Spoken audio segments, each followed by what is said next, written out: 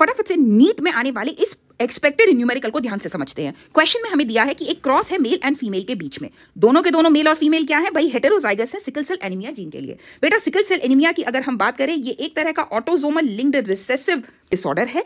और very important, हमें question में क्या दिया है कि दोनों ही पेरेंट्स क्या हैं, बेसिकली ये हेटेरोजाइगस है ना। हेटेरोजाइगस होने का क्या मतलब होता है कि भाई जीनोटाइप को हम एक्सप्रेस करेंगे ऐसे, यानी दोनों के दोनों पेरेंट्स क्या हैं, दे आर बेसिकली कैरिंग किसका gene, basically sickle cell anaemia का जीन। अब क्वेश्चन हमसे पूछा है कि कितनी प्रोजेनी जो है वो डिजीज होगी अगर दोनों ही पेरेंट्स जो है हेटेरोजाइगस हैं और इन अनदर टर्म्स वो कैरियर है। तो क्वेश्चन में तुमसे हेटेरोजाइगस कंडीशन पूछ सकता है, होमोजाइगस कंडीशन पूछ सकता है, कैरियर अगर है तो ये पूछ सकता है, डजंट मैटर, सिंपली कंडीशन को लेते हुए क्रॉस को हमें सॉल्व करना है। अब फटाफट आउटकम देखें।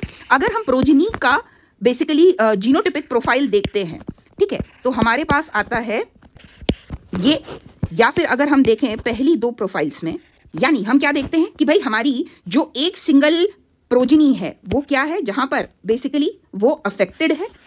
और अगर हम बाकी देखें एक और दो, 50% प्रोजेनी कैसी है। देखो क्वेश्चन में तुमसे कुछ भी पूछ सकता है, अफेक्टेड पूछ सकता है, अनअफेक्टेड पूछ सकता है, या फिर पूछ सकता है कि सिंपली जहां पर किसी तरह का कोई डिजीज एक्सप्रेस नहीं है, किसी भी फॉर्म में पूछ सकते हैं। इस तरह के सभी क्वेश्चन को सॉल्व करने के लिए बेटा what is important is make a cross and then genotype का वैरायटी देखते हुए just see how it will be present. जैसे फॉर एग्जाम्पल ये कैरियर होगा, ये कैरियर हो जाएगा, ये भी कैरियर हो जाएगा, साथ ही साथ ये जो HbA है भाई, this will be something that will B normal. तो अगर हम देखें इन चार प्रोजेनी में से एक सिंगल प्रोजेनी जो है वो अफेक्ट है, जो कि डिजीज को शो कर रही है। So our answer to this question will be D option, that is 25%, यानी 1/4 of the progeny that will be getting affected sickle cell anaemia की वजह से।